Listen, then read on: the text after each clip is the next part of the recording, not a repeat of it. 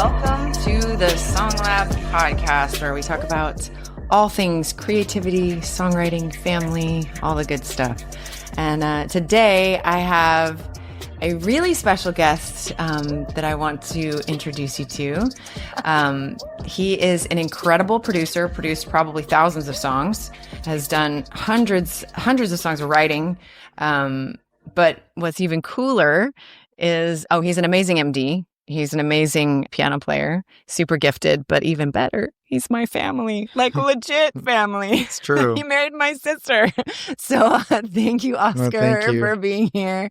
It's been such a joy to run with you. It's been so fun. For so long. And then now we actually get to be family and do family events too. I know. I had someone come to me once. They're like, "Oh, you're from Upper Room." My sister-in-law is Abby as well. And then I was like, "Yeah, my wife Caroline's like, yeah, her sister's Meredith." I'm like, "I know Meredith, she leads worship." And then my sister-in-law's Abby, and she's like, "Oh, she leads worship too." Yeah, like, and then I was like, "Yeah, we like to keep it a little culty, you know." Keep it all in the family. All in the family. It's totally a joke. I'm totally joking, but they're like, yeah, that was pretty funny. Totally. What's hilarious is like that Oscar and I have been doing music so long together that when we have family gatherings, instead of it being like, usually have the brother-in-law situation where you're like, oh yeah, nice brother-in-law. No, we're like, okay, so what's been going on? Tell me about it. Oscar and I get locked in. We get locked in, which is so fun. Anyways, okay. Well, I want to just share some of the insight, and I want you to share your wisdom with our people, the Song Lab people who listen to this, and the general audience, because I think you have a ton of wisdom. And just over the years, we've learned so much together and have so much history. And I just love just to hear more about that, because I think it'll encourage a lot of people. Thank you. So I want to start with, I just want to know how you got started with music. That's a great question. In your family. So I grew up in a very musical home. Like, my parents played music, my grandfather played music, my uncles played music. So every Christmas they would play the trumpet and sing songs. And, I have a picture of me playing the violin. I think that was like... Did you play the violin? I didn't. It was like a joke. I think Okay. I was around music a lot growing up, but I never was interested in it. And then in 6th grade, I played the French horn. But in 6th grade, I was also extremely rebellious. I didn't care about I was in a skater crew. You were? I was 100%. No.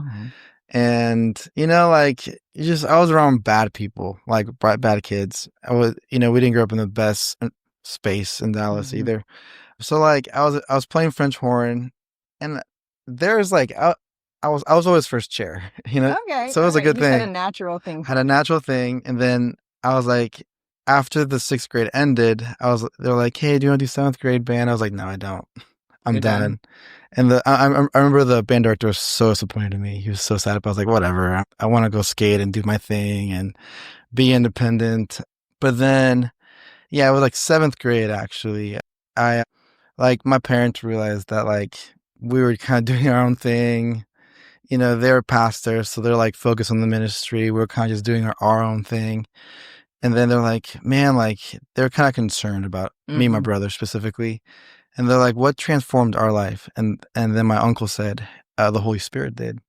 So it was a Saturday night. They wanted to pray for us. And I was like, cool, I'll receive whatever. I had no concept of prayer. Growing up in church, you see the good, bad, the ugly. And then that was the first time I truly encountered the Lord. Wow. So your parents just praying for you? Yeah, just praying for us. We pray at our house, yeah. And then from there, I threw away all my skateboard stuff. I was like, I'm going to serve the Lord. It was a really beautiful experience. That's encouraging, even for parents, when your kids are feeling far away or whatever else, the power of prayer there. You just did your brothers encounter too? I did, all of us. We it was a crazy thing. We encountered the Holy Spirit, legitimately. It was a transformation, day and night transformation. And then from there, we're my dad knows, he was a worship pastor for a while. So it's we got involved in Spanish worship, and we would have, I would burn all the CDs on YouTube, and it was songs, spontaneous songs. I had my prayer CD. And then so we just kind of cultivated that prayer. We would pray every night as a family. It was really sweet. But then at my dad's church, some of the band members they wanted to leave the church. So my dad was missing a bass player. And then it was a Saturday night. My dad was like, "Hey, do you want to learn how to play bass?" I was like, "Sure." I'm 14. I had nothing else to do. So I learned the song, and he's like, "Hey, you're going to play on Sunday."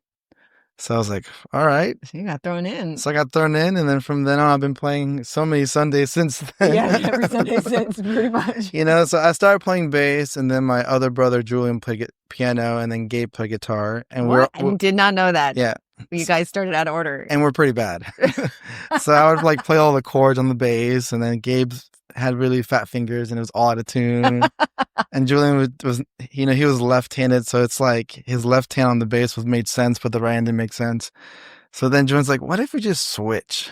So I played piano, Gabe played bass, and then Julian played guitar, and my cousin played drums, and we're like, it just stuck. Wow. Kept doing that I did not know that story. That's amazing. So we started, and then we played my dad's church for a very long time, which is really sweet. And I think it was like an 80-member church. It was a small church. And then from there, we got connected with some people within our community in Dallas, and there's a church called Covenant. Some of our friends were going to youth group there, and we're like, we'll just go. I mean, my dad only has it was so small they didn't have a youth group. Right. So we'll just go, get connected. We ended up trying out for their team. And that's where we really learned how to play. I think in my dad's church, we learned how to there's a relationship with God with your instrument. I think that's the initial, we love the presence of God. Great place to start, yeah. And then at this other church, we got great mentors of music, and I took jazz theory for a bit. I took, just in college and in high school, I took college music theory just to really get myself in the space of music. And it's been, I'm very thankful for Covenant. That has blessed me. Covenant's training you has great thing for them too. It's been really sweet, and I'm still connected with them. I've actually reconnected with them. They're amazing people. I love that. Well, tell me about how because we met when you were, how old were you? Do you remember? 18. You were 18. So Gabe 16, 17. was 16 or 17. Yeah. So that was early days, Upper Room. It had just started. It hadn't been very long. And so tell them how you guys get. Can you tell them the story that? So then from there, in high school, we started doing a prayer meeting with some of my friends. They're in football. I was not a football guy. So I was so out of place. And then I got really connected with my friend Michael. And he's like, hey, man, there's a guy named Todd White, went to his Power and Love conference. He's speaking at this church called the Upper Room. And I was like, oh, cool. He's like, do you want to come? I was like, sure. So we ended up driving after 5 services of playing on Sunday. We drove to a Sunday night Upper Room in downtown Dallas. And then we just fell in love with it. I think it's it was a place where I was like, man, this feels very similar to my first encounter with God when I was 13, 14 years old. And then we just stuck around, we're we just want to come. I don't want to serve. We were serving a lot. We really feel called to this place. And then from there, Gabe was like, yeah, man, he's talking to the worship pastor at the time. He's like, yeah, I play bass. We love to play bass here. He's still like that. So then he didn't drive. Right. So I had to drive him to rehearsals literally the next Sunday. And then we were low on musicians for Upper Room. Believe it or not, we have they have a plethora of musicians now. But when we started, we're like, you play 3 chords? You're in. Do you like music? Yes, great. Awesome. We got a bass for you. Yeah. Yeah, exactly. But then from there, we just got plugged in because we loved it so much. I started to play. I think my brother started to play. We got connected with you guys. And then we're I think we're in that decision. We're okay, do we go to college? What do we do post high school? And we just decided to do residency. At the time, I didn't have a car. None of us have a car, so we're broke 18-year-old kids living in Carrollton, which is 45 minutes away from where Upper Room was at. And we're we'll say yes to it, not knowing that we have to be there at 6 a.m. in the morning for prayer. But we were so for it. We're all right. So we ended up taking the DART train every morning. And it was we had to wake up at 4:30 in the morning, get there at 5. It was an hour trip. And then we had to walk 30 minutes with our instruments to the prayer room to play, or to just... With all your instruments. With all our instruments. Yeah. And it was just, it was a very beautiful time. It was hard. Sweet time. That's really hard. But it was we're so hungry for the Lord, and ready just to be a part of this community, that we just said yes to it 100%. We were so thankful to have you. It's so awesome. It's long term, that was a lot. It was a lot. Yeah, I know. But it was a sacrifice. We really felt there was the grace of God. At the time, it was I knew someone that could get me into King's University. It was a accredited university, or the 9-week program at Upper Room called Residency that has no credentials. Yeah, none at all. No. But we really felt led, and it's like, it was so the Lord. Well, it's so interesting to me because I think like a lot of times people see the outcome of where you are right now and they don't realize the beginnings of where it started. For sure. And when I meeting Julian and Gabe and Oscar early days, and we were all figuring all the things together and, learning how to go spontaneous together and, true. just learning how to flow with the Spirit. And like the many years of the 6 a.m. prayer sets and the 4:30 getting up and the riding on the bus and doing all the things that nobody sees. It's true. They also, one of my favorite stories about them is like, and I think it's a good question, but it's like, how did you guys really develop your sound and like the way that y'all worship? Because it was very revolutionary. People didn't know about it, and it was kind of, we had a whole 5-7 year period, so tell me a little bit about that, how like you guys really went in deep there. Well, we always loved worship. Yeah. I think that was our thing. Like, we got saved and we had our little CD that we burned, had a bunch of Spanish songs, English songs, things from YouTube. It's not horrible, probably. I'll listen back to some of the songs like, man, these are the worst quality. But like, we just loved it because it's like we just felt the presence of God. And I think one thing I've talked to multiple producers and songwriters is like, their goal is just to like almost recreate the songs that they always loved, So for the longest of time, we're like, there's like a little clip on YouTube of a guy like going spontaneous in Spanish, and we're like, dude, we gotta figure out how they do that. Yeah. So I even bought like the music sheet, which didn't tell you the spontaneous part, right? Because spontaneous clearly. But it's like we were learn and just like glean from that. And then 2, we're at Covenant, and they had rehearsals on Tuesdays, which is, all I did was put on some headphones and just listen, because they had Avions that could solo like the drums or the bass, the guitars, and like really hear where things were sitting. But it was really cool to see the worship pastor at the time. Like, they would rehearse a song, and whenever like it was a space to like learn your craft, but if they felt led to like go somewhere in the Spirit or like different or spontaneous within rehearsal, they would. That's awesome. And I was like, but this is such a safe place to like experiment and like for like, and whenever I would play there, sometimes during rehearsals they would kind of go off, and I was like, this is kind of like, you just get like a little 30 seconds, 45 seconds of like a little moment. I was like, man, I really love this. So then we went to Upper Room. We're like, man, 2 hour spontaneous thing. Let's go. Let's do it. Yeah, tell us about those the 10 p.m. set that you guys started. Was it 10 or was it midnight? It was at first? 10 p.m. Okay, it was 10 to midnight. Yeah. So then like we did Residency. I get connected. That's from my wife, Caroline. That's where we found a bunch of our friends. And then one day, Johnny and my brother were like, dude, we should just do a prayer set that nobody comes to. We're like, nobody comes. It's like a place where just like you can play music and like, be chill, soak or pray or whatever, read your Bible. So we decided to do it from 10 to 12, and we just invite our friends. So we would just play, like I would just pick a key, get a tempo, and then from there, either I start or Julian would start. And then from there, it was kind of like a jam session almost. Like we start to like understand each other at a very like musical level. But then like my friend Joel was like attending. And then I would get a little tap in the back. He's like, hey, can I sing something? I got something. So then he would sing something and the room would sing with him. And I was like, oh my gosh, this is kind of crazy. And then next, you would see like Eniola, she would get something else and then she would sing something. And then it made sense. Like they were like both connected thematically. And then next, you hear a whole room singing a song that's never been written or sung. Totally. Or, and you're like, this is really powerful. Oh, yeah. And then like 2 months later, it's like full with 300 people like worship. It became the most popular set. And I was like, this is kind of crazy. It was crazy. And then they like would move the whole room and they'd have a whole team that would decorate it for that evening. I was not involved in that. You were not the decorator. No. But I really feel like it was instrumental in you guys' learning to play. I mean, obviously play together, but like learn how to really steward the Spirit together 100% as a team. As a team.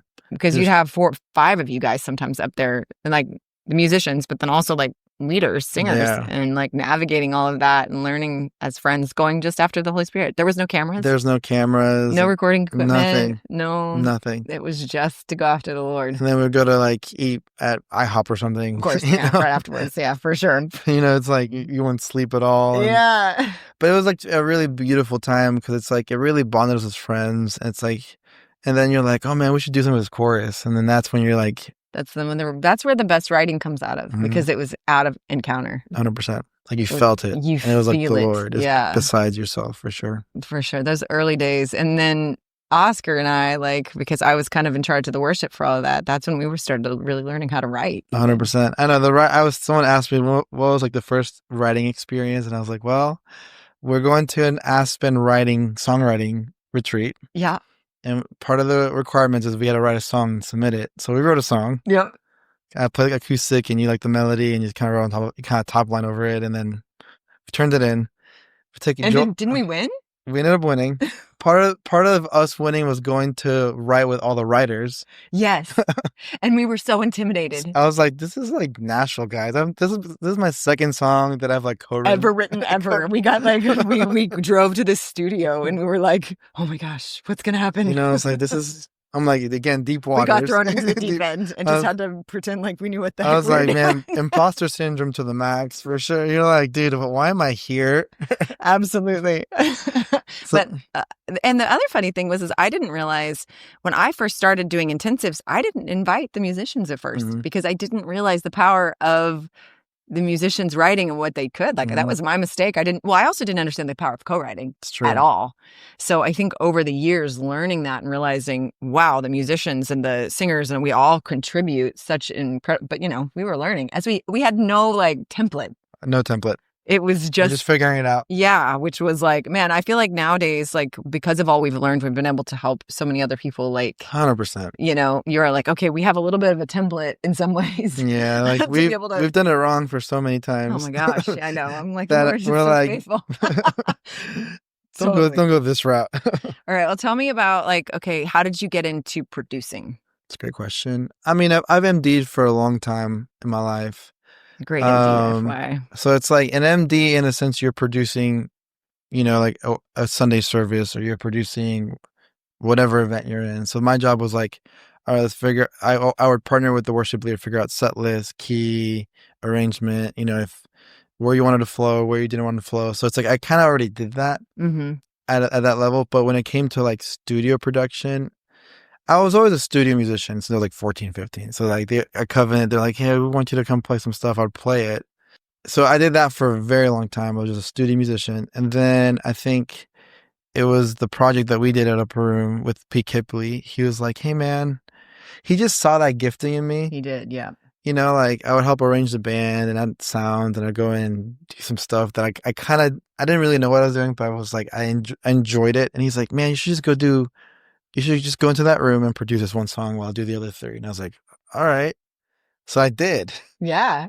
And it's like, it was your song. Which I love that song, by the way. You know, so it was like, that was like my first like production experience. Again, deep waters. Totally. Because like Pete was like, he was like doing stuff for Phil Wickham and all these, like, he was a big deal. And I knew his work. So I was like, okay, the fact that you trusted me to do something is like, it's amazing. And plus like the process of like, if I didn't know what to do, he would help me. Yeah, which is nice. That's which is so nice as a mentor. Like he was kind of like a mentor for a while whenever I needed help. And then also I had a friend, my friend D'Lo, he produced all the Covenant stuff. Like I gleaned from him a lot too, just to understand the production space. Yeah. Cause it's like, it's much more than just sounds. It's like you're stewarding a whole project. Totally. Or a song. Cause it's like, I heard this once, it's like songwriting is like the purest form of a song, but production is actually the most like elevated form of the song. Yeah. And part of what I always try to do is like, I don't want to lose the purity of it when it gets elevated. You want it to be high quality for sure. Yeah. And you want it to push, but also it's like that pure initial like voice number you heard and you're like, can't stop listening. That you have to have the same effect at a production level. And I think Pete actually handled that really well. And he would always fight for like the feeling versus the hearing, which is so cool. So what advice would you give people who are wanting to get into producing? Like, what would you say? That's a great question. I would say start as a studio musician. You know, I think you start there and like do a lot of stuff for free. Because that project, that song, I did it for free. Right. You know, like. But we all did everything. We all did it for free. But it's like, you know, like I didn't go and I was like, okay, how can I get out of this? Can I get some? I don't even get royalties from it. You know, it's like, it's to that degree of like. Yeah. But I was so new to it that it's like, it was a great learning experience for me. And it's like, I was like, you know, like I wasn't thinking about it. I wasn't like thinking about if I can make some money out of it. I was like, I just loved the song. I love the people they're with. He believes in me. And I was like, of course I'll do it for free. Yeah. Because one, he's taking a risk in me.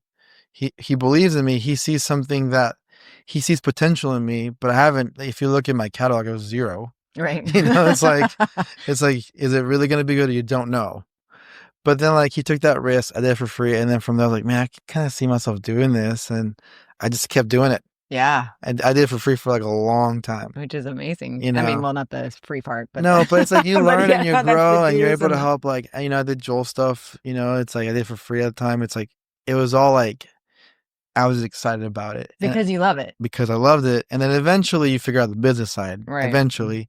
But it's like, I would just say, do it for free. Mm-hmm. If you like write music, you should produce your own music. I know so many great songwriters.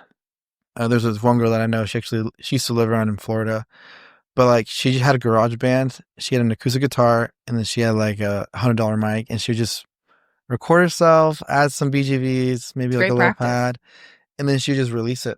Wow. And because the songs were good, they actually it started to get some traction, and I was like, that's all you need. As it's like I think so many people worry about like you deal with comparison of like, it has to sound like X thing, or like you start to like see gotta have the best music, but I'm like, the best this, the best that. It's like something at Uproom that they teach that I still hold true to this day. It's like, he's the light unto your feet, he's the lamp unto your feet, the lamp unto your path. Yeah. And a lot of times that season was like just the lamp. Couldn't see the end, but I knew that was what I had to do today. The next step. Yeah, that's so and it's like, and then there's seasons that you see the end and you don't see the first thing. You're like, all right, it's like all trust. Yeah, it's trust. So it's like you have to just do what's in front of you, and eventually, just as things start to grow, it's like you start to see just more movement. You're like, wow, I really do enjoy this. Yeah, which I think is amazing. All right, so this is what I want to ask you about, and then I want to ask some questions on regards to like picking a producer and all that kind of stuff. But you just did a crazy project. Mm-hmm. You just produced a crazy project with Abby and Aiden. Yeah. And was it 7 days? 7 days. Yeah. 6 days technically. 6 days. 10 Day one was Tell load me in. about it. Yeah. Day one was load in. So I think Abby's manager had this crazy idea, and he's been talking about like, what if we do like a documentary style of like, you write the songs, produce it, and release it. And I was like, dude, this is going to be kind of crazy. I don't know Aiden personally at the time. Abby knew him, but they've never been together. But we're like, after processing, like, we'll get me and my brothers will produce it with his producer. So we had a great team. The team was amazing. And then Abby and you were there, and then we had no other writers. And but that's so risky. Yeah. No, I mean, like, keep going. You're not the writers. You just like. And then we get there and we're like, okay, the original idea was like, we're going to have 2 covers and 4 songs. I was like, oh, that's easy. Okay. Yeah. That's easy. 7 days. For some reason, they told them, or they're like, we need to do 8 songs and 2 covers. So we're working so slow, and they're like, come on, guys, pick up the pace. We're like, what's happening? We have 2 songs, we got 2 more to go. But in their minds, they have 6 more to go. Oh my gosh. But it was just everything's still a blur. I'm really grateful to be a part of it, because it's like, one thing I really took out of it, it's like when you actually put focused time for a long period of time on something, and it's like you actually birth something that's true. Yeah. Because like what we would do is like we would write a song, and then from there in the morning, and then from there, this is what we try to do. You're right. It got kind of, it got all over the place, because so we would write a song, and then from there in the afternoon, we would produce it out, and then we'd have another group write a song. Okay. So we kind of pick and choose who's writing what. Eventually, we're like, Abby, we're missing a bridge. Can you come help us with the bridge? Or like, there's a song that it was a worship song. We're like, okay, I loved it. We loved it. But then we played with the band. We're like, this kind of sucks. Oh no, we're gonna start over again. So it's like we had that luxury of like, when you finish a song, you're like, do I like it? I don't know. Is it gonna be good? I don't know. But like the fact that we're able to actually try it. Yeah. And like try it in the studio. Try it in the studio with the band, especially the worship ones, and then like listening back, we're like, we don't like this take. Let's have them sing it again. Or like, hey, we don't like that line. Let's figure another line. Like that was a very cool thing. Yeah, that is really cool. Because at the very, very end, you're like, okay, like we actually like were able to. It was quick. We're able to like really see where things were at and Yeah. see if we liked it or not and actually try it out. And Yeah. having Ben he's done stuff with Hillsong. So like I learned a lot from him. He learned a lot from me. It was a great workflow. That's awesome. Our workflow is amazing. I will say that. Like we had our Dropbox situation perfect. It was like organized. It was so organized, so nice. and it's like if he was burnt out by a song, I would get it, and then I'd do my thing. That's great. And then if I couldn't do it, I sent to Julian, and he'd do his thing. So it was a really cool collaborative thing. Yeah. But it was just, I mean, like after looking back, you're like, dude, we did it. Yeah. Like I was like, it's amazing, and it's a very creative. Like you've got both, like we were talking about earlier, you have some worship songs, but you also have some really great, creative singer-songwriter songs. And I would love for you to talk a little bit about creativity in the church, right. You know, just because I think that like, I know there's a heart for it, you know, I know but then there's also the like, no, it needs to be. Yeah. So like, how do you handle that? What's your thoughts on that? Well, with that project, it was really cool to see it because I think it's like when you're just focused on a project, I think a lot of times producers are focused on singles, and then you let the A&R, the label, or the artist focus on the overall picture. But I was like, you can kind of zoom out. Okay, you got 10 songs. What's missing? And then from there, we're like, hey, let's write a worship song, or we love a fast song. Yeah. You know, so it's like you're able to go back 30,000 foot and then go back in, which is amazing. But again, it's like within the space of worship, like initially, like we're writing a lot more like songs that push the boundaries, which I am so for. But I think it was really cool just to like, hey, let's actually write a worship song. Because again, it's like at the end of the day, we are worship leaders. We're in the church. Yeah. And we're serving the Lord and we're serving the body of Christ. And it's like that should be our main priority when it comes to the space that we're in. It's like, one, you want to make sure the songs are authentic, that you can sing to the Lord. You know, there's heaven songs. And I also believe like the Song of Moses was a song from earth that became a heaven song. So also that. But also too, it's like, it was really cool to like, like I write songs for the church and I can write songs that are more creative and expressive, that give people the permission to be expressive. Because God is creative. And He expresses 100% his creativity. And then from there, when you're able to do both, because one, it's like, it's like there's so many people that love worship and then they're not going to relate to this. Right. But at the same time, they're going to be able to enjoy it because they trust you because you write worship songs. And there's songs that people that don't go to church are going to love here, that eventually is just a gateway for them to like encounter the Lord with the songs that you actually write for the Lord. True. So it's like being able to do both. And then there's times that they actually blend, which is super cool. Yeah, that is really cool like when you can blend. You can blend them both and they both are like a really creative song and it's worshipful. So it's like for a long time, it's like I see a lot of creators like, no, I don't want to get stuck to like the church thing. I don't want to do the CCM thing. But I'm like, at the end of the day, we are writing Christian contemporary music. That's a very broad statement. Yeah, it really is a broad statement. It's like, I think early days of we're like, no, we don't. No, we don't do CCM.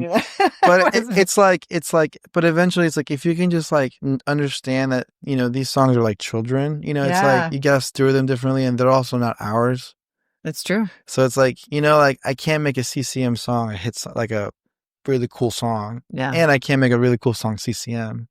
And then there's too the concept of like I do believe within church there are artists and there's worship leaders and people that can live in both. Yeah. So it's like being able to like understand. I think the church needs to embrace artists. Agreed. In a really positive way, knowing that their expression is valuable. And then also there's also people that there's worship leaders that like just are gonna write the corporate songs, which I think is amazing. Which I think it's amazing. It's like having the self-awareness is so important.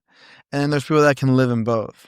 And I think a big thing is like a lot of times if you're called to one of the areas, you're pointing fingers at the other. 100%. And you realize they're both a valid calling. And you're supposed to follow Jesus. 100%. And when he leads you, your calling will be specific. 100%. It doesn't have to be, it's like we're not all going to be in that same little 100% narrow lane. I mean, it's a narrow path, but he has lanes and places for each person. 100%. And we want to be true to that and not just him. And I think someone like Abby, even like yourself, is like, your voice in the space. And I think it's so important. Yeah. Like, because once you know your voice and what you want to say, I think it's like people resonate with that versus you trying to be creative or trying to be the artist or trying to be the worship leader. Yes, that's so true. It's like you have to know your voice and you have to have like, I really need to say this and it's important to say. That's what I find the most common denominator with like people making the influence in this space. It's like they know what they need to say for the season and they write the song with the people they want to write it with and they release it. And it's authentic to And them. it's authentic to them. They're, you know, and then you're like, it starts to resonate. You're like, that makes, you know, it's like, you're like, it's crazy. Totally. And it's all out of life experiences. And I would recommend for, if you're a worship leader, songwriter, producer, it's like the best songs are going to come out of life. So it's like, don't get too caught up in the grind of like, I got to write. I got to produce. I got to begin every single prayer set. It's like, live some life because God's going to speak to you about it. And then from there, you can actually have an authentic song from an authentic place. And then two, it's like, there's seasons of praise, you know, it's like, and you're going to write a praise song. And then there's seasons of hardship and you should write a hardship song. You shouldn't be trying to write a praise song out of that space. You know, it's like, you got to know where you're at and write from a really true place in your life. Cause it's like, if you just try to write praise songs all the time, you're going to like feel like you're not really being true. But when you're in a praise season or a worshipful season, it's like well, it's like David. He knew, you know, he had his songs of lament. Yeah. And then that, you know, would always lead to, and then he had his songs of, you know, victory and praise and all those kinds of things. Now, not all of them are made for corporate worship. Yeah. Not all of them are made for, you know, but knowing where you are and where they are, it is those authentic expressions. And then being part of a church, you know, is so important. It's like trust. You know, I think that's one thing I loved about my time with Upper Room when I was on staff there. It's like, you guys trusted me, Miller trusted me. And from there, it's like, I also knew what the culture was about, you know, like I'm not going to try to do this like extremely creative song on Sunday. You know, we care about Thanksgiving, praise, worship, you know, it's really important. So the songs need to be revolved around that. Totally. At the same time, because there was trust, you know, and we are a very creative community. It's like we can add those. I think about Dream. I think it's a very creative song. You know, it's like, and it's very well received because the album is very holistic. Right. Two, there's so much trust. You know, that Joel's not just gonna, you know, like he leads worship on Sunday day in and day out, and he's like he's gonna sing how great are God's, you know. Right. So it's like he has led people into worship so many times that when he does something like that, it's very well received. Because he's not trying just to turn a table just to turn it. Right. He's serving the Lord and serving the body in a really great way. Which I love, which is amazing. So one more quick question, because I know we're kind of running out of time, but I do want to ask you, because I have worship leaders ask me this all the time, of like, what stage in the game when you're wanting to do a project, do you look for a producer? And the question is also, how do you, you know, is picking, choosing, shopping for a producer? So give me a little bit of insight on how you recommend. I know every producer is different too, likes different things, but you know. I know for me, first of all, yes, shop around, but the way you shop around is by writing with them. Because if you just go into a project, there's money involved, there's things involved, and if you don't know if there's chemistry. So for me, like I kind of live in the opposite direction. Like if I don't know an artist, I'm like, hey, just let's come write a couple of songs for your project. Like, what's your project looking like? And tell me they're hard about the project. I'm like, let's just write. And if there's so much chemistry, you know, it's like no brainer, locked in, either from their level or from the label level.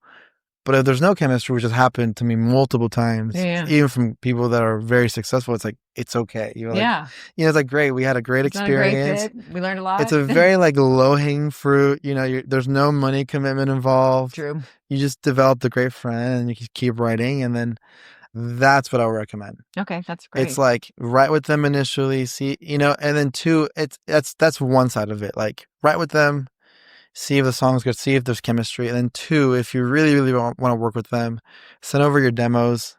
Because if they resonate with your songs, it's like there's already chemistry there. So it's like making sure that they actually care about the songs that you're doing.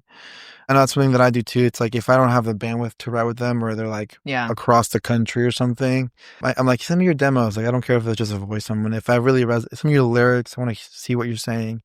And if I really resonate with just the demo, I usually say yes. But if I don't, I'm like, you know, maybe I can point to another direction too. So it's like your yes or your no is so important. Yeah. So it's like shopping around, and also like there's producers with different sounds. So don't try to get like a pop sound with a worship producer. Yeah. No, that's real. So it's like being able to like, you can kind of farm it too, like depending on your project. Like if you want more of a specific sound and this producer has a specific sound, it's like, go for that. Yeah. If you want a worship sound, maybe find the worship guy to do it. Yeah. So it's like being able to see a holistic level is pretty cool. So that's what I would recommend. So shop around. That's great. I would say, and find people that resonate with you and your music. And your message, Get your message and make sure they get you. It's like, because it is a marriage to a degree. It's like you live with them and you're always in communication with them. You're writing. It's like you're in a sense birthing a project. Totally. And you've had kids. My wife had kids. It's like you want the right people in the room. Yeah. It's so true. You want the right people in the room. And it's like, if there's not the right person, it's like it can withhold things. Yeah, totally. You don't feel comfortable. So it's really important to find the right people. Totally. And speaking of your girls, because they're Mm-hmm. their aunt. Last question to end is one thing that you would want your children to remember you by. Being present. I think it's one thing. It's like I have gone busier, but it's like one thing that I want them to know is like when I'm there, I'm there. So that's like Love that. someone that's it's a fun but present dad. I love it. Well, you're a great dad. Thank you. I get to see firsthand. So that's awesome. Well, thank you. I know we could probably talk for hours because we usually do on all things music. Yes. Thank you so much for sharing your having wisdom, and we'll do it again. Yes. You're amazing.